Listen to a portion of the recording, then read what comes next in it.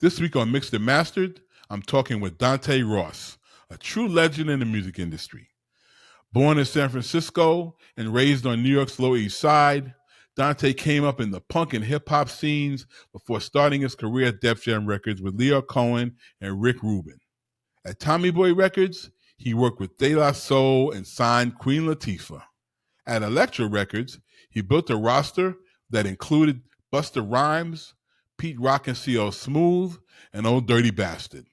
He's won Grammys for producing Everlast, Whitey Ford Sing the Blues, and Santana's Supernatural. Dante continues to shape culture through his memoir, Son of the City, and film work. This is Mixed and Mastered with Dante Ross. Welcome to Mixed and Mastered, the podcast where the stories of the music industry come to life. I'm Jeffrey Sledge, bringing you real conversations with the people who have shaped the sound of music. We're pulling back the curtain on what it takes to make it in the music business. These are the stories you won't hear anywhere else, told by the people who live them. This is Mixed and Mastered.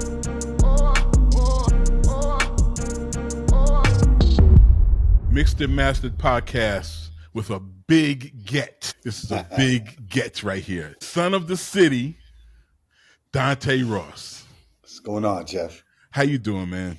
I'm good, man. Good to see you. Always amazing to see you, man. We got a lot of history. Yeah, we do. And a lot of love, man. Let's start at the beginning. All right. I teased you the other day via text. I said, Timothy Chalamet is just a new version of you. He might be a little better looking, just a little bit. Nah, you was a good looking kid, man. You was a good looking kid, you know? Yeah, I don't know what happened. I used to look Italian, then I looked Jewish when I got older. I don't know what the hell happened.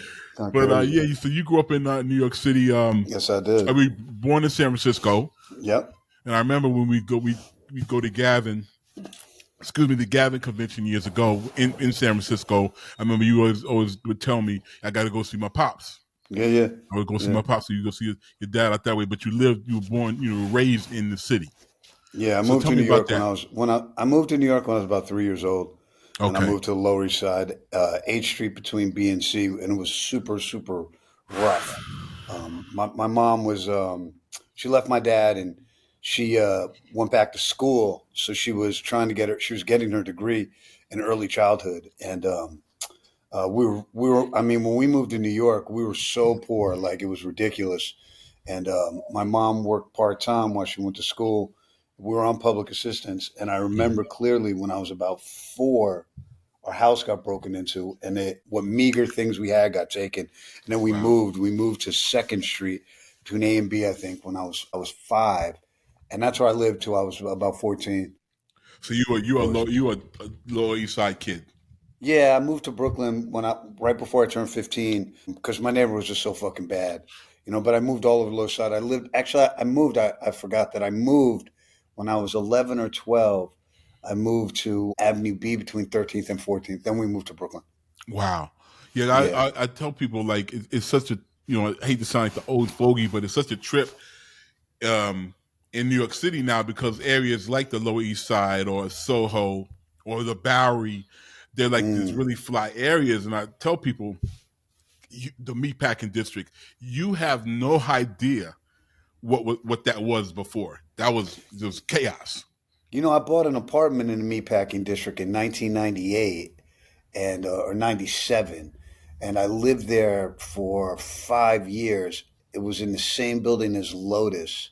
Oh, wow. 5 years, maybe a 96, maybe to 2000. I think I moved right before 2000, 4 years. I bought it, and they opened a nightclub, and it was so fucking loud.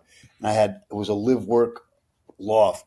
So I didn't have any zoning rights, so I sold it. But I actually made money because I sold it when the neighborhood changed, and I moved back to the Lower East Side. Yeah, I tell people, like, back then you go to the meatpacking district and you could smell the meat. Like there was still meat on the street. It was greasy cobblestone and transvestite hookers and Dizzy Izzy bagels. That was it. I tell people because there would be blood literally in the street from the meat. Yeah. My studio was on Washington and Bethune, so I would walk every day down 14th Street to Washington Street. So it was like a 5 or 6 block walk. I used to go eat at Florent, and the neighborhood was nuts. It was, it was like no man's land. People couldn't believe I lived there. People were like, you really live here? I had a huge loft. So yeah, I could imagine. Tell me about the bug for music and how that started. I always loved music, since I was really young. I think it started with the Beatles, Mm, Chuck Berry, Elvis Presley. I like, for some reason, a lot, and I don't know why this is, but a lot of kids seem to like old 50s music, 60s music, And I remember I liked Elvis Presley, and my mom put me up on Chuck Berry. She mm, was like, "This is the real king of rock and roll." It was Chuck Berry. yeah. Because my mom was on. She was like on some like civil rights, Yeah, like yeah, yeah. political activist. She wasn't fucking with Elvis too tough. So I like Chuck Berry and I like the Beatles and I like soul music because my mom loves soul music. And when I was growing up in the early '70s, it was like the sweet soul moment, like Okay. stylistics, the moments, the Delphonics, all of that Manhattan. stuff. Yeah, all of that. That stuff was popping, and my mom liked all that stuff, as well as Marvin Gaye, Bill Withers, Stevie Wonder, and also Van Morrison, Bob Dylan. She had like singer songwriter and soul music kind of stuff she liked. So I listened to what she listened to, and what my sister listened to. My sister was into she liked a lot of salsa. She was a salsa dancer. So Fania records were around, like the Hector Lavoe, and Hector Lavoe, that's a yeah. little later, but more like Willie Colon and Eddie Palmieri. So I grew up my sister playing those records. So I inherited my taste from my sister and my mother, and from what they were playing outside, Of because I course. was one of those kids who was always outside, and they were Yeah. playing, everything was getting played outside, like Yeah. Stevie or like The Big Payback by James Brown, Just Begun, Jimmy Yeah. Castor, A you lot of know, gambling huff stuff. yeah, yeah, exactly. Certainly, Harold Melvin and the Blue Notes, Bad Luck, If You Don't Love Me by Now, all the Philly stuff. So, we grew up in a great era. It's We like the did. music was top notch, and I really liked. I mostly like black music. With some exceptions like the Beatles, the Rolling Stones, a couple, things here and there. And when I went to junior high school, I got turned on to rock music by some white kids I became friends with, and they put me up on Led Zeppelin, who I thought was one person before I heard him. I was like, yeah, that guy Led Zeppelin. They're like, yo, it's a group, buddy. I didn't Yeah. know. I was listening to Shaft or whatever. I wasn't, Yeah, yeah, yeah, yeah, yeah. but then also the corny shit, like the pop records, like Captain and Tennille, and because we grew up on WABC radio, right? And they played Dude, everything. you People literally don't took the know words about out of that. you took the words out of my mouth. Most people don't. Our era knows. Most people don't realize Yeah, there was really no black radio station for quite a while in New nah, York City. It was WABC with Harry Harrison. Like yeah, that's yeah. what it was. We listened to it, and so we got all that soft rock and that yacht rock that we would fed on that. Yeah, yeah, that and they also played it side by side with Stevie Wonder and the Brothers Johnson, Yep, whatever else was a hit record. So yep, you heard like "Fly Like an Eagle," and then you heard like "Superstition" or whatever it was. yeah. Whatever was a top 40 record. And ironically, later in life, I dated cousin Brucey, who was on WABC's Daughter. Really? Yeah, for a brief moment, but he was really. I think I liked him more than her. He was super Yeah, cool. He I'm was a great sure. dude. I Yeah, can. man. That's So that's a great story.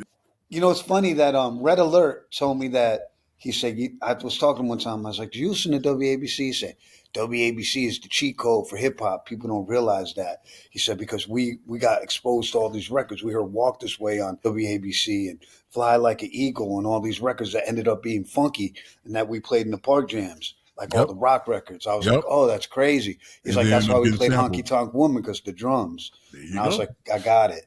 There you go. So Yeah. I think it was a key component in all of our childhoods. It absolutely was. And It just was side by open format before open format existed. yeah, it was just like what you said. Whatever was a hit, it got Right. played. You say it would be Right. the Jackson Five, and then it would be like you said, it would be was Sailing. What's his name? Christopher Cross. So you know Christopher what I'm saying? Cross, yeah, It the would be Doobie Brothers, whatever it was. whatever was funky. And back You to know, you know Elvis, what? I'd be remiss if I didn't say who my favorite group as a child was. So it was the Jackson Five. You mentioned them. So I was a Michael Jackson fanatic. we I all loved the were. Jackson Five. I watched the cartoon. Me and my friends would play the records and try and do the steps and the whole shit. And Oh I shit. was, I was like, they were always made me Tito or Randy. I was never Mike, which hurt my feelings. But I didn't have the move. I didn't have the moves like that. But yeah, Yeah, man, I had a Jackson Five notebook. in Yeah, grade school. I had his poster on the wall. Like Michael Jackson was everything to us he as was kids. everything as kids. Yeah, we literally grew up with him. You know. Yeah, yeah, yeah. He was like our age. He was the Yeah, greatest. yeah. So how did you tap before we go into the hip hop side? Kind of how did you tap into the punk rock side? Well, because of where I grew up, when I was about 13, 14, I was in junior high school, and it was twofold. I was into skateboarding. I was a Okay, skateboarder. okay. I was always an athlete. I was, played ball. Like I always played all sports, but I discovered skateboarding and I got good at it. And I really love skateboarding. And at some point, maybe in 1979 or so, 78, 79, skateboarding started to go new wave. So I was looking at my heroes in skateboard magazine, and these guys were listening to Devo and the Mhm. Specials and all this cool music, the B-52s. And I went to junior high school with these kids. These girls wound up being in the band Luscious Jackson. And I they were remember like, Luscious Jackson. I remember I mean, them. they were like punk rock when they were like 12, 13. Like, I can't make it up. And they were my friends. I knew one of the girls since grade school. I knew them. I thought they were cool. Hmm. And they were cool. They were really nice girls. They were like really nice people. And one of them convinced me to go to see the Stimulators, I think in 1980 at Max's Kansas City. How we got in, I can't even tell you, but I went and it was amazing. And I also saw in 1979, I saw Devo and the Specials on Saturday Night Live. And I went to Mm. school when I saw Devo in, I want to say seventh grade. And I was like, it was like, Saturday Night Live was where we got all our information when we were kids. Hmm. That's what told us what was cool. You Hmm. know what I mean? Hmm. And and I was like, and staying up to see Saturday Night Live when you were a kid was like for me a treat. It's a That was big like the deal. one night my mom let me stay up late. Yeah, I yeah, could yeah. watch Saturday Night Live. We'd watch it. It was like a thing we did. And I went to school and I was like, everyone's like, we're talking about Saturday Night Live, of course, on Monday. And people were like, did you see that band? And I was like, yeah, that group Devo, they were fucking cool. And most of my friends were like, what are you on drugs? That was terrible. And I was like, no, it was great because it was different. So I don't know, man. Those worlds all collided, skateboarding and seeing Saturday Night Live and my neighborhood being terrible. And I wanted to get out of my neighborhood. So I started skateboarding like over to the west side all the time. And I Okay. met a bunch of kids who were kind of more into punk rock and new wave stuff. My neighborhood, coincidentally, that's where all the like punk rock shit was happening. So I would skate over to St. Mark's, me and my friends. And I lived on Avenue B, but we'd skate over to St. Mark's and we'd hang out on St. Mark's because it was cool. And Hmm. we'd see Joey Ramone walking by or whatever it was. Wow. And I just got swept up in it and I loved it. It was different, and it was like, for me, music has always been escapism, Yes. right? It's like the two cheapest forms of escapism are turning on the radio and finding some music you love and laughing. So me and my friends, we snap on each other all day and we Hmm. listen to music. It's free. We got no money. And Yeah. this, we play sports or skateboard around. That costs no money. So this is what we did. We didn't have any money. So music was a big form of escapism in the house and outside of the house. So Yeah. for me, it was like almost like my first drug. And it was a way to get away from some of the realities that were right in front of me. I had I a got pretty you. dysfunctional household and upbringing, and music was like a way to escape. So, I'd Kind of turn get on the out of it. radio and I'd hear Casey and the Sunshine Band, or fast forward, I'd hear, the Clash on WNEW was the new wave station when we were kids. I'd listen to that, or LIR if I could tune it in. And I just, I was one of those kids too. You probably did this too. I had the old school tape recorder in front of the radio, and I'd tape it when my song came on, and that would be Come my on, tape. man. Come on, man. Jesus Christ. Absolutely did that. Yeah. Absolutely. I mean, my mom's wasn't giving me money to go buy records. I didn't have money Yeah. like You know that. what I'm saying? Trying to catch it, That's it. You try to catch it. You hope they announce it beforehand so you can bang. I would tape America Top 40 every Sunday, Casey Kasem. Yeah. So I Yep. get my Casey Kasem. 40 songs. I get the tape and I have to flip it over. I'd miss a couple of songs. I get a bunch of duds, Yeah. but I get some ones I Yeah. like.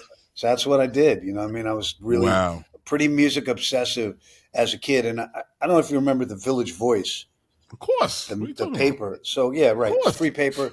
So a lot of my aesthetic, my highbrow taste came from reading the Village Voice. So they would kind of tell you what was cool, what was hip, and Greg Tate was a huge influence on me. Whatever Yes. he liked, I probably liked, the Iron Yeah. Man, who I got to know later in life. And Yep. all the writers, Robert Christgau and all Robert these guys who Christgau. wrote about music, they turned me on to a lot of stuff. And then Rolling Stone, I read that. I would steal it from the magazine store, shoplift it, and that helped kind of set some of my tastes too.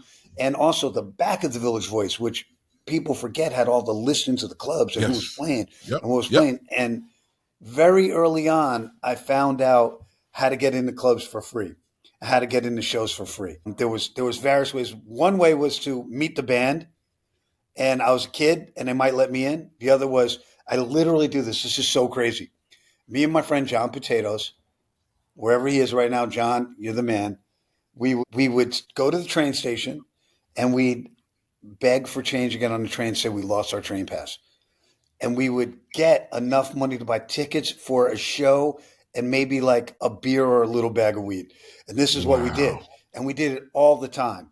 Like all West 4th Street was the key place. So I could make Yes. literally in a day like $30, $40, which is like $1 million That's when you're a good kid. money back then, man. That's Yeah. great So, money back then. I spent a couple hours scamming, and then we'd go buy a ticket. Like I remember one of the first shows I ever went to, I went to see a band called Sham 69 at Haraz.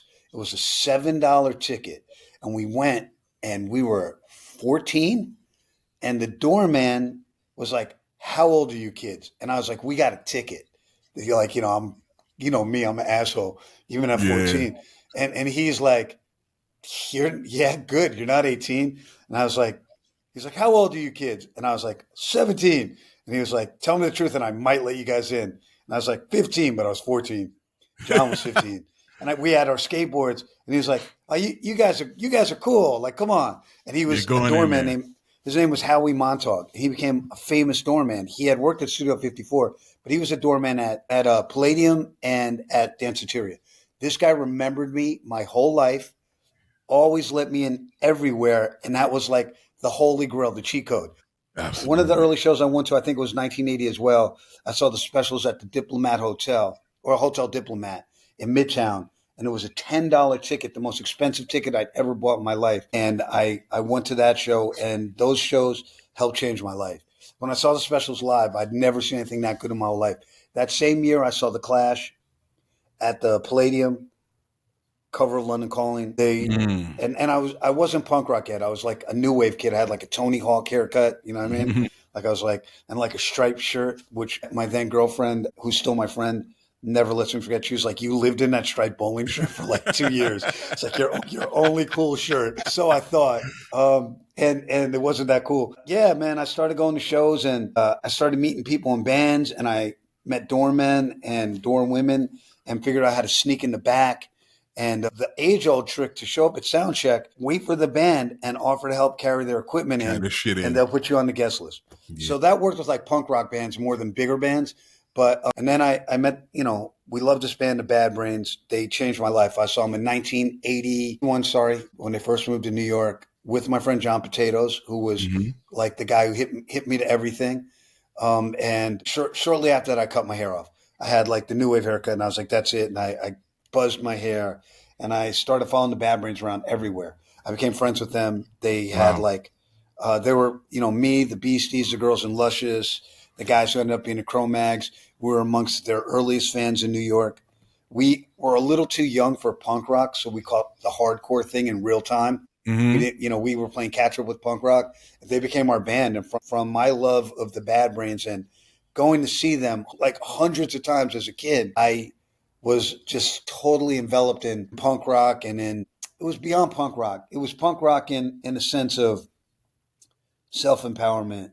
There are no rules. Do it yourself. Yeah. And that was really inspiring to me. I had the pleasure of being around them when they were making the Roar cassette. Jerry Williams, who engineered and produced it with them, showed me what a compressor was, a limiter. Mm. I was like, "What is that?" And he explained it to me really patiently. And I don't know, man, I was so close to the process and to the experience in the inner circle of the Bad Brains as a 15, 16-year-old kid that I knew there was something I had to do that related to music, because it was the greatest part of my life. I didn't love high school. Um, I was I was like, in high school also, when I entered high school, I think I was 6 feet, the same height I am now, Mm. but I weighed 130 pounds. 135 pounds. I was a string bean. And no girls liked me. So I was kind of like, I don't want to say I was a weird kid, but I was like an antisocial kid. I wrote graffiti. I was a skateboarder. I was into punk rock. And I had a very active life outside of school. I didn't really care that much about school. I cared about going out 5 nights a week. And my mom was in no place in her life to exercise parental control. I didn't have much parenting. You were running. Yeah, I was outside, man. I was outside like the kids said. I was outside my entire life. Yeah. And that was to me a more valuable experience than high school. I was a smart kid. For what we do, that's actually you can't get more valuable than that. For what we did, like you couldn't get as close to the ground as possible and seeing it happening in real time. Yeah, I mean that to me was like my education, right? And I was a smart kid. I went to academically advanced grade school and high school. I went to Brooklyn Tech, and though I did not graduate from Brooklyn Tech, but I went to Brooklyn Tech, and I was always like a smart kid. My mom's a teacher, so I was always, until I was in like maybe 8th grade and started like discovering, the 3 W's, wine, women, and weed. Skateboarding, punk rock, graffiti. I was a straight A student. I never had less than an A. Like I was always excelled in school, and then I discovered life on its own terms, and school kind of went out the window early for me. So tell me about when the hip hop side started to kick in. So when we were kids, I'm sure you remember this when Rappers Delight came out. Oh, it was a hit record. It was a hit record smash. They played in the school dance. Everyone's like, "Yo, this record, you're walking around singing it. It's a fucking smash." You had to know every lyric. People had to know the whole record. The whole record. So I loved it. And in junior high school, a lot of my friends were Black and Puerto Rican kids. I grew up with all Puerto Ricans pretty much. So, I was like, they called me Puerto Rican growing up. Like, I couldn't wait to grow a mustache. I was like that guy. Like, maybe if I grow a mustache, I'll look Puerto Rican. So those are a lot of my friends, and I love Rappers Delight. My boy who went to my school, Jackie, Columbus Van Horn, he went to my school, but he lived in Harlem. He took the train every day to school because he was in the academically accelerated program that I was in. He was like, "Yo, I'm gonna put you up on the real shit though," and he gave me a tape, and it was a Grandmaster Flash tape, and it was like 50 beats, and it had a lot of breaks. It's a famous tape. And had a lot of other songs on it, like I think Apache Jump To It was on it, or just live songs, all these songs. And that was the first thing. And I took that tape and I did my tape to tape, and I had it and I copied the tape, and always liked it. But then life being what it was, I got into punk rock and stuff. But so in England they had like dub, all the punk rock dudes listen to dub. What people don't realize is that the early adapters to rap music outside of Black people who weren't from Manhattan, lower Manhattan, were white new wave punk rock people. And we'll be right back. Ready to launch your podcast? Merrick Studios offers comprehensive services, from concept development and seamless production to strategic marketing and monetization. Let your story take the mic. Visit merrickcreative.com/studios and let's get to work. Master the art of lyricism with Pendulum Ink, the first school for rap. Learn elite techniques through immersive lessons, real-world exercises, and guidance from hip-hop icons. This is where MCs sharpen their skills and glow boldly on the mic. Ready to level up? Visit pendulumink.com and start your journey today. And now, back to our show. The first white people in America to love rap music, right? We listen to rap alongside punk rock. We listen to all these groups. We listen to, I remember Jimmy Spicer, the Super Rhymes, loving that. Oh, yeah, Jimmy Spicer, all those. Jimmy Castor, Jimmy Spicer, my fault. Yeah. And I'm loving all those records that are coming out, right? Super Rhymes, and so we're into new wave and punk rock, and those records are also rocking, and those are like that's like the other music we're listening to, right? And as graffiti leaves the trains and comes into galleries. I'm a graffiti guy. The Tom Tom Club make Genius of Love, 1981, Blondie's Rapture, 1980. It's like a cosign to all of us. And we're digging this music. The Message comes out, all these records. We loved all this shit. So we were listening to the Bad Brains and we're listening to, rap records like Funky 4 Plus One More, that It's the Joint and all these records. We loved all that. That was our shit. So we're side by side listening to it. And then punk rock, like we were the kind of kids we never wanted to necessarily follow. We always wanted to be ahead, like me and the group of guys I fell in with, including the Beasties, but a bunch of other kids too who lived downtown. They all lived in this building, Westpath, the Westpath crew. They were like my boys. We wrote graffiti, we skateboarded, but we got in a lot of trouble together. We were just all a bunch of crazy kids. And we, as punk rock got corny and skinheads started showing up around 82, our energy shifted and hip hop became more of our focus. And I went to the second party they did at Negril, which became the Roxy Wheels of Steel party. Wow. Ramal Z, who I knew, told me to go. I went. I saw him at the Fun Gallery. So, all of a sudden we kind of went from being these kind of punk rock kids. I was a skateboarder to being kind of fresh. And we mixed our styles up. So we'd have fat laces and like a Clash shirt on. And like, maybe wear a trench coat, but we had like a hat sideways. You know what I mean? So we're mixing and matching. And it became kind of a style for lots of people. Yeah. And I think what was really cool about the early initial hip hop world that I fell into was how accepting people were. So I felt like, it's just weird to say, but punk rock guys were less accepting than the people who are in the hip hop, the mostly Black and Spanish cats who were living the hip hop world. So, and people greeted us with open arms in a way. And it was a real cultural exchange. And I feel like it was inspirational, not appropriational. So if that makes sense, we were inspired. Sense. And I feel like also New Wave inspired or influenced some forms of hip hop, certainly Soul Sonic Force, Kraftwerk and things of that nature. So, there was like this cultural exchange going on, and me and my friends were smack dab in the middle of it. It was like the greatest blessing ever. And for me, because I grew up on the Lower East Side, I know how to move. So I'm comfortable anywhere. You know what I mean? I'm never uncomfortable being the only white guy anyway, because I was the only white guy on my block for my whole life. So what did it matter to me? I was like, I had great training for my future career growing up the way I did. So, I just fell into it and I loved it. And we fast forward a little bit.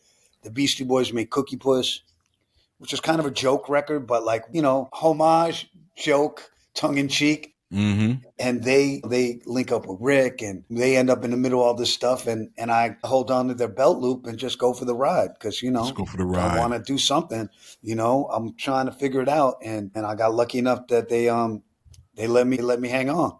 Wow. So, that was really it, man. Now I read that I didn't know this about you. I didn't know you were Eric B. and Rakim's roadie? Road manager. I was. I need to hear. 21 years old. I need to hear a little bit. I had no idea you did that. Yeah, it was crazy. I mean, like I met Ant Live and Eric and Rakim at Rush. I was working there in my early 20s. I was 21, I think, or 22. This is the craziest. So the Beasties start to get famous. They take me on one of the tours. Well, I went on one of the runs, but I was a waiter. I was waiting tables when they came off tour, and I was making really good money. I was like a baby model waiter, troublemaker, always in the middle of some shit. But like I modeled for Agnes B. Tortilla Flats in the Village and a place called Gulf Coast. They were like super trendy. Wow. I was making like 4 nights a week. I make like $1,000, $800 cash. Which was like crazy money back then. That's crazy. So I left my job at Tortilla Flats to make $210 on the books, which amounted to $160 a week at Rush Productions. Wow. So I made a huge sacrifice. Sean, the captain, got me a job there. Lior liked my girlfriend at the time, but she wasn't feeling him at all. And he was more interested in her than me. But then somehow, I guess he got interested in me. My phone is ringing and it's not near me. I'm not picking it up. So if you hear it, okay. I'm trying to ignore it. It's all good. So he hires me. I get my job at Rush Productions and I meet everyone in the world in hip hop because the hip hop world is about this big.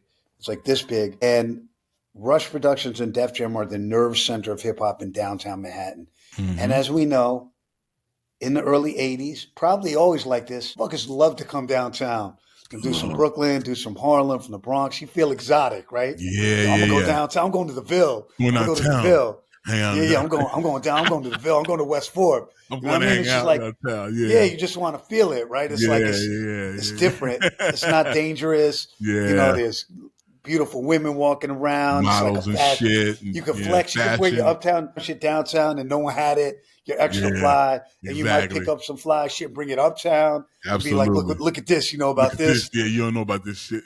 Yeah, exactly. So so it was part of that too. So everyone's at Rush, Def Jam, and I meet everyone. I meet, Chuck D, and I meet Red Alert, and Chuck Chill Out, and Stetson Sonic, and I meet everybody.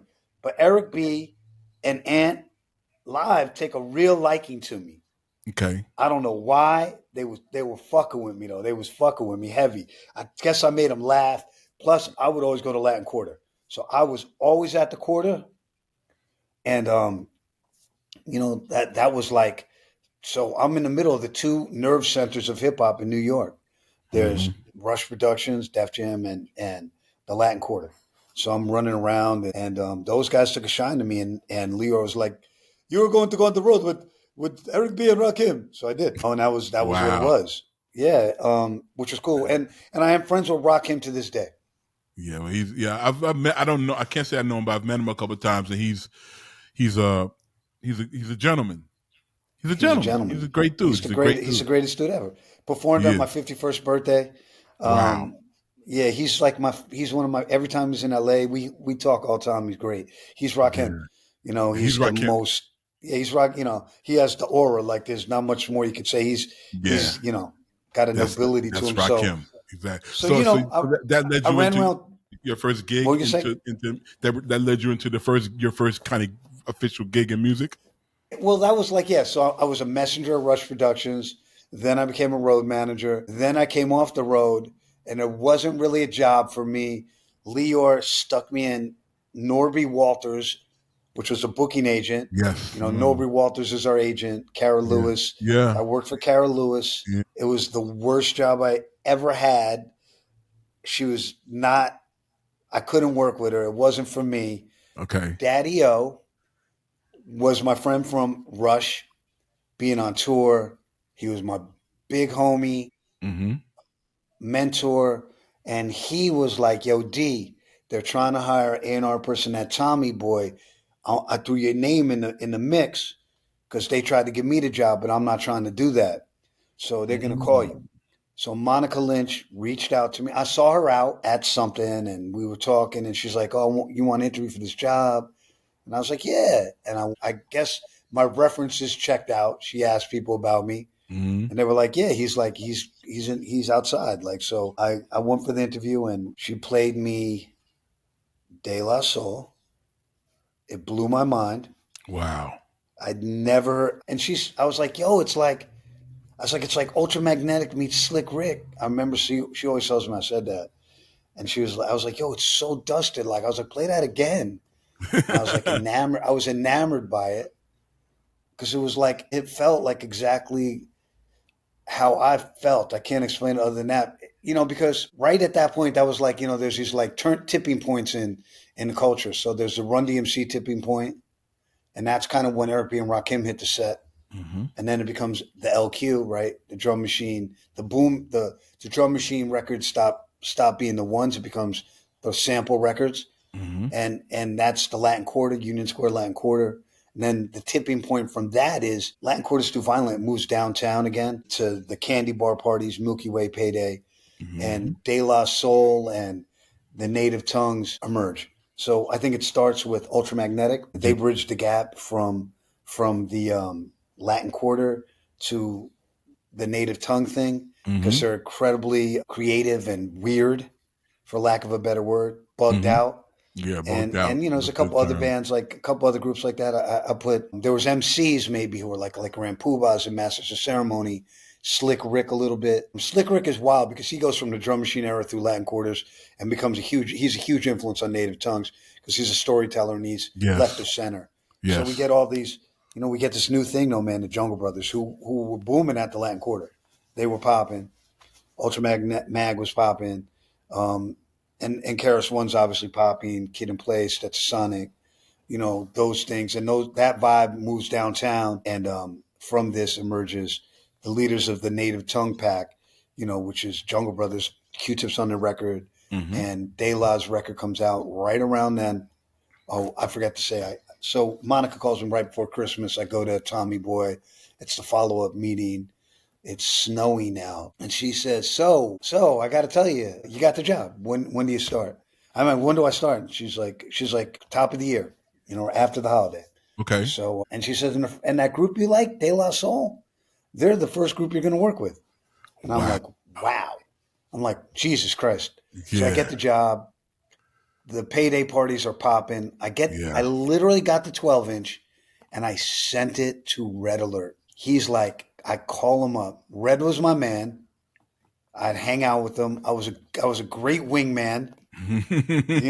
Red used to call me James Dean. He was like, James Dean, where we going? I would call Red. This is so crazy. The world was so small back then. My Saturday night or Friday night I go to the Quarter. Saturday I might call Red and be like, or Red might call me and be like, I live on 108th Street. He lived on 116th. Yeah. Adam Clayton Powell. I'm on Broadway. And he's like, James Dean, what's going on tonight? I knew all the downtown parties. We might roll out, So I'm hobnobbing with Red Alert, the most important hip hop DJ in the country. Absolutely. I'm 22, 23 years old, 23. He's my guy. And I had the pleasure. This is so I knew Red, and I'll go to the Quarters, and Red see me at the Quarters. He was like, come upstairs. He didn't want me walking around downstairs. It's too crazy. It was a little intense. It was wild. The thing that was great is I had nothing to steal. You could get my bootleg Fila hat. Yeah, man. I had nothing. Yeah. Swatch. So $33. Like, you weren't coming up if you robbed me. So I had the pleasure of giving him Rebel Without a Pause. So I gave him the 12-inch because Hank and them also worked at Rush. Hank was Bill Adler's assistant. Yes. And he knew I would go to Quarters every week, and he gave me 2 test versions to bring to Red. And I brought it to Red, and Red, I got there early, and he played it in headphones, and he was like, yo, I'm fucking with this. And I didn't know that meant he was going to fuck with it that night, but he played it that night, and people went nuts. It was one of those records for like 2 seconds. I don't know what time it is. Yeah. People were like, and then it hit, people went bonkers. Crazy. He played on the radio next night. Red Alert was like A to B, like as quick as it could be. Yeah. From the club to the radio. From the club to the radio. Yeah, if it worked in the club, it went to the radio. It went to the radio, I sent him, I messengered the De La Soul record to him. Okay. Messengered that day. Wow. And he called me, he said, I like this. He played it the next day. Played it the next day on the radio. Wow. So out the gate, the shit goes on the radio. So I'm running around De La Soul, passing out the records. Everyone's like, it's like I got a hit record, right? But it's Monica's hit record. But, it didn't hurt my rep. You didn't, yeah. And I'm working at time, and I'm with them all the time. We're running around. I took them to L.A. the first time they ever went. We do a show. Wow. We did a show. We played World on Wheels. We played the Crip spot in West Adams. That's what NWA came out of, right? Correct? They played Skateland and World on Wheels. Okay, those are the 2 places. Yeah. So we played a K-Day show at World on Wheels. That's where I met Ice-T. I knew Muggs already. I knew 783. They were on the bill. Okay. It's the first time I saw Crip walking. Wow. First time we saw rap violence in California. There was a big fight, and then I went outside and they locked us in the club. Dudes were shooting. Wow. Outside. It was crazy. Me and Paz almost got arrested for jaywalking. We didn't know he couldn't jaywalk. Yeah, he can't jaywalk in LA, yeah. We didn't know that. And I don't know, we had a blast. We stayed at the Holiday Inn right on Highland. It was a bummy ass hotel. For us, it felt great. And we saw the Beasties. They met the Beasties. It was cool. It was super fun. Yeah, we became really tight. And from going to the Quarters is where I met 45 King. I saw 45 King, I want to say at the Latin Quarter when I'm working at Tommy Boy. I would literally go Latin Quarter to Payday back and forth. Latin Quarter's dying down when Payday's popping. But we still went. And I saw 45 King at the Latin Quarter one night. And Saturday night was payday more. Friday night is Latin Quarters. And the difference is Latin Quarters, there's like 3 white people there, like 2 of them work there. 4 white people, Search is there, me and Search. Yeah. And me and Pete went there too. Me and Pete Nice, who were super tight back then. But there's very few white people who don't work there. And downtown is, all kinds of people, eclectic and beautiful girls. And there was way more dudes than girls at the LQ. There wasn't a lot of girls there. Yeah. Though I did have a girlfriend or 2 from Latin Quarter. I cannot lie. Right. I'm a equal opportunity employer. I have a easy criteria. I like girls that like me. Yeah, exactly. What kind of girl do you like? The ones that like me. The ones that like me, exactly. I don't really care. Yeah. So, I'm 45 King. I met him there. He knew who I was, which was really weird. I don't know how he knew that. And 2, he didn't look like he should be at the Latin Quarter. No. He looked too nice. Yeah, he was like a nerd. He was a nerd. Smiley guy. He had little fruits and berries in his hair. Yeah, exactly. He had the big studio monitor headphones around his neck. Yeah. And he was like, "Yo, Dante Ross." I was like, "Yeah." He's like, "You want to hear some shit?" I was like, "Yeah." I was like, "Who?" I was like, he's like, he's on 45 King. I was like, "You're the 45 King?" I was like, "No way." I was like, "Huh?" And we went upstairs and he was like, "Yo, you want to hear some shit?" I was like, "Definitely." And he pulled out his Walkman, and he used to have one of those label guns. He labeled everything. Yeah, yeah. His shit said "Property of the 45 King" on his Walkman. Wow. So weird. And then he handed me his headphones, which were soggy. He had the soggy headphones because he'd been listening to them. The sweaty headphones. Yeah, that's why DJ never use anyone else's headphones. Yeah. And I was like, I always used to tell him, "Yo, I remember when I first met you hit me with the soggy," and they smelled like a little bit like activator. Like sweat and shit. Yeah, sweat and activator. Yeah. But he played me a bunch of shit. Heat.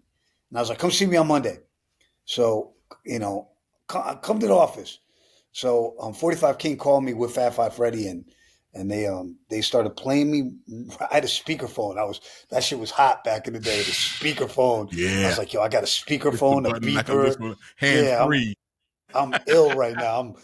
And my office was the old mail room that still had bags of mail in the corner. I didn't have a stereo. I had a boombox on my desk.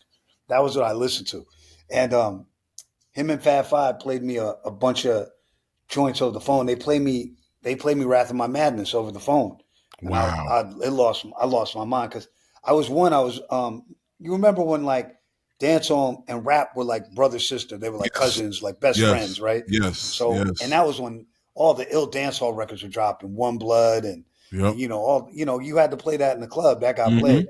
All the joints, like all the early stuff, even before Shab, it was like all that shit was getting played though. Agony and Pinchers and Bomb Bomb by Tiger, all those records. We were loving all that shit. Red played that stuff every week, and he did. People were doing that. Masters of Ceremony had everyone had their reggae hip hop joint. Right, that's right. What's his name? Don Barron. Don Barron. Yes. The diddly did. That's where Heavy D got the diddly diddly. Absolutely. He took that from him. Absolutely. He took it from Eka Mouse. So but so I liked all that shit. So. And I heard Wrath of My Madness, and I was blown away. So I was like, "Come in office, bring all your groups." So I don't know why Fab Five was not at the meeting when they showed up. I've never asked him. One day someone will tell me why. But they came to check me, and it was a bunch of the Flavor Unit guys and Latifah. And they started playing me joints. And they played Wrath of My Madness, and I knew it was the shit. They played me that and Princess of the Posse. And Monica came in. Her office is next to the conference room, and she said, "Dante, can you come in my office?" And she was like, and we went over. She was like, open mouth. I was like, "We have to sign her." And she was like, "How did you know?" And she was like, "Yes, like great minds think alike." So we knew we were going to offer a deal, and she looked like $1 million. She had a dashiki on, she had the bob, she had the door knockers, basketball shorts, floppy socks. She's a ball player. She was a ball player back then. That's right. Yes. She was an all-county ball player. Yeah, like a legit 100%. Ball player. Absolutely. She was nice. Yeah. 100%. I was like, "Hey, we want to sign you." And she was like, "For real?" And I was like, yeah, we're going to sign you. Like, we want to sign you. And we went to, Tommy Boy was on 91st and 1st. Mm-hmm. I lived on 87th.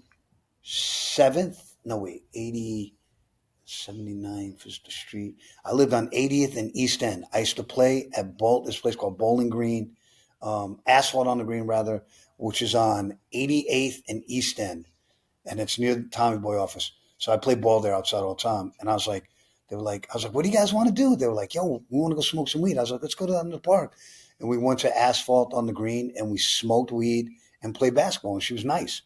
And I inadvertently knew Latifah, who was with them. He knew people I knew. My man Tahim lived in Jersey. This is how small the world was. And he was like a sideline member of the Flavor Unit. So, and Lord Ali Baskey was his friend. So it was Latifah was there. I want to say Apache, a bunch of them. God bless Apache. Chill Rob G wasn't there because I might have signed him if he was there. Yeah. If I heard the quarters in session, I would have signed him, I think. I'm sure. Because I love that record. But there was a bunch of them there. Marky Fresh, who was a sideline member. They kicked him out, kind of, or rest in peace. He was disowned at some point.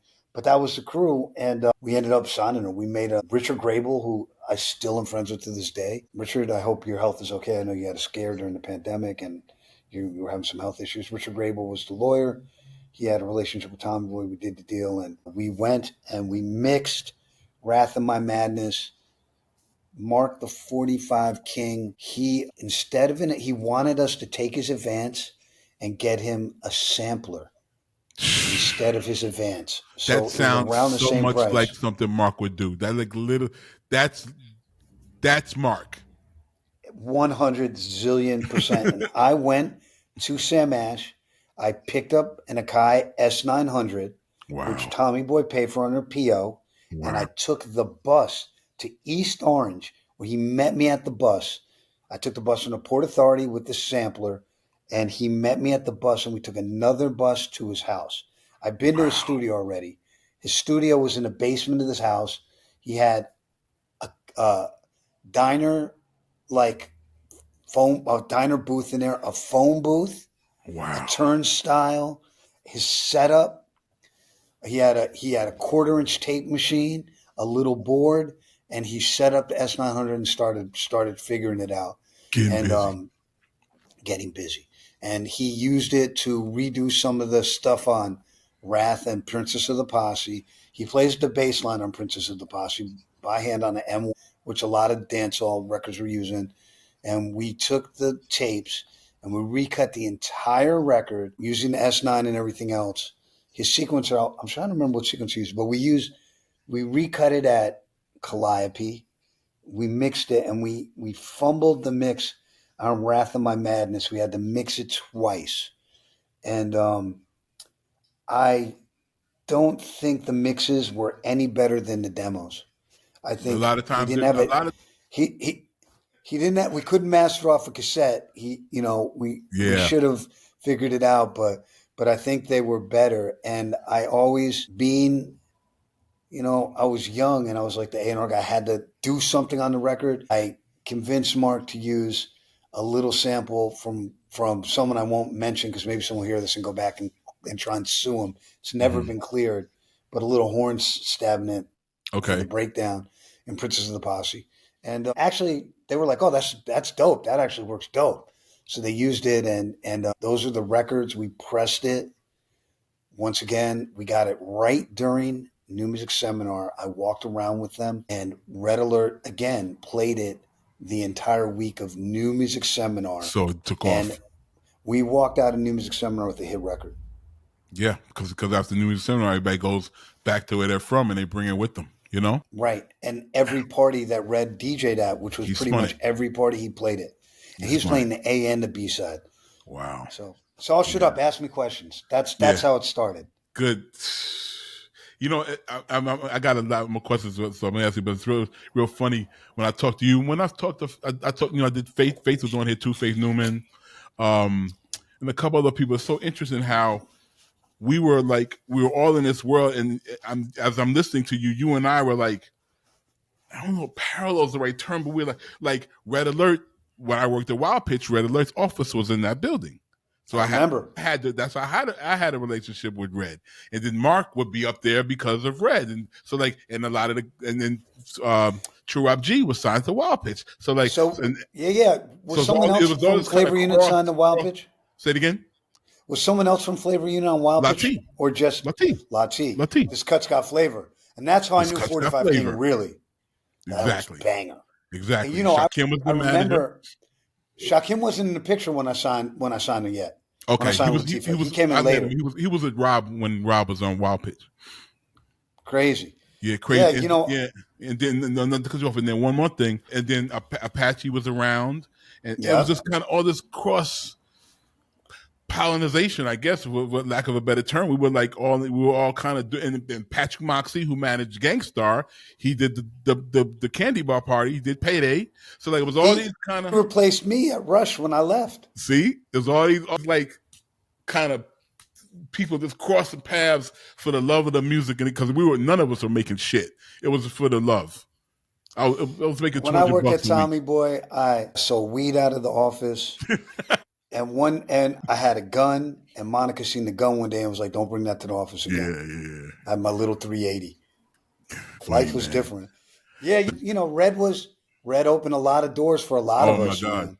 I love Red. Like I always say, we got gatekeepers. He was a door opener. He was a door opener. He opened the gate. He's opening the gate for everybody. Yeah, absolutely. Funny. Oh my God, we could talk. Funny quick story. I've never told this. So I was living in Harlem, and I heard this music one time because back then the vendors would be along 125th Street. Right. And playing music, selling clothes. There was the length of it. You remember. So I heard some vendor was playing this music, and I was like, I kind of like this. This is kind of cool.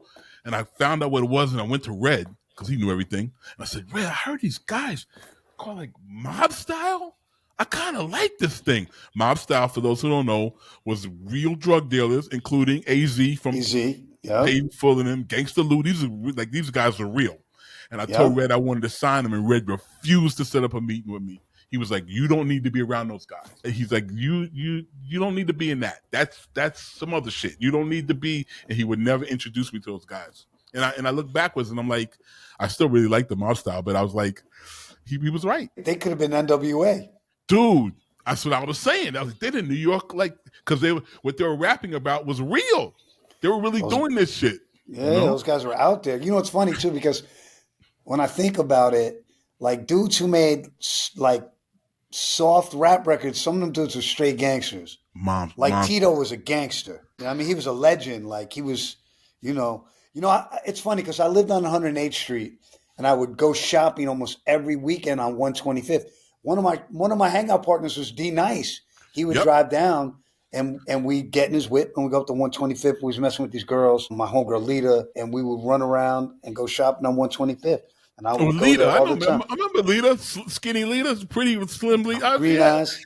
Jesus Christ, man. That was my little shorty. Let's move forward because we got too many connections. I was just saying that because 25th was like another place. You walked down 125th and you felt the pulse. You heard the music. You've seen Sledge walking down the street. All the time.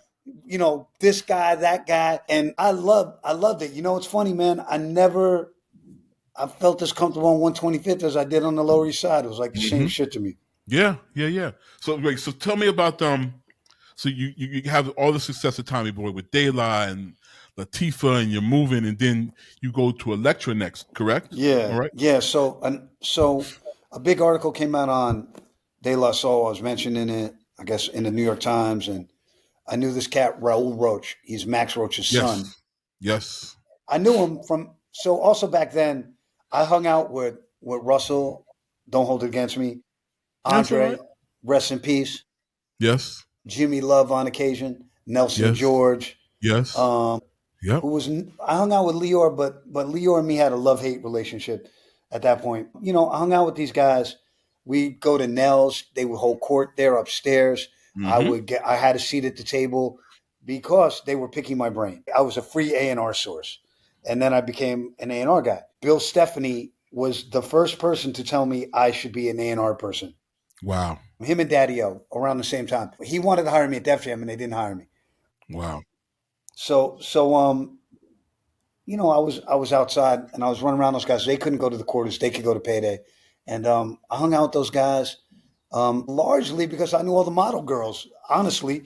Yeah. Like they were like, oh, D knows all the D. You know the baddies. Who's your six? Yeah. Who's the 5 girls you're with? So, that had a lot to do with it. And I had entree in that world, man. I was red hot. And that's why I met Raul, because Raul was kind of like a little, he was evolved. He's like an evolved dude. Like he's not a street guy. Yeah. And he took a liking to me. What I found out later is he tried to hire Gary Harris at Electra, but Gary missed the meeting. Oh, sounds like Gary. I love Gary. Yeah. That sounds like Gary. Yeah, exactly. And I got interviewed for the job. He set up the interview with me and Bob Krasnow. Yes. We started the meeting. I'll never forget. So I had a 3-finger ring on. Wow. Like I thought I was fly. I had the 3-finger Dante ring on. Trying to be. I thought I was hot. I was hot in the streets. And he had on this beautiful big diamond ring, pinky ring. It was dope. And he was like, "Oh, I like that ring." And I took it off. He said, "Can I see that?" I took it off.